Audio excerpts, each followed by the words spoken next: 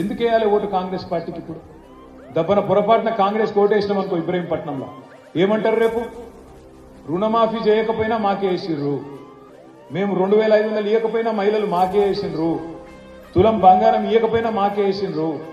రుణమాఫీ కాదు కదా దాని పేరేంది, మన రైతు కూలీలకు నెలకు 1000 రూపాయలు ఇవ్వకపోయినా మాకే వేసిండ్రు, రైతు బంధు పెంచకపోయినా మాకే వేసిండ్రు. మరి ఏమి చెయ్యకపోయినా మాకే మళ్ళా ఓట్లేస్తే నేనెందుకు పెంచాలి? నేను కేసీఆర్ మొత్తం ఖజానా ఖాళీ చేసిపోయిందని చెప్పి తప్పించుకుంటా అని చెప్పి రేవంత్ రెడ్డి గారు అన్ని పథకాలకు మంగళం పాడతాడు. దయచేసి యాద పెట్టుకోండి. ఇది 10 మందికి చెప్పండి. బంగారం పోతుంది, ఫ్రీ బస్సు పోతుంది, అన్ని పోతాయి. అన్ని పోవద్దంటే మనం గట్టిగా లొల్లి పెట్టాలి. గట్టిగా కడుపులో గుద్దినట్టెవరు మంచి బందోబస్తు మనిషి ఉండాలంటే క్యామ మల్లేష్ అన్నను మంచి మెజారిటీతో గెలిపించి పార్లమెంటుకు పంపమని చెప్పి నేను విజ్ఞప్తి చేస్తా ఉన్నాను. ఇలా మీకు ఎమ్మెల్యే గారు లేరు ఇబ్రహీంపట్నంలో. రేపు ఇక్కడ మీ అందరికి కార్యకర్తలకు అండగా ఉండాలంటే ఒక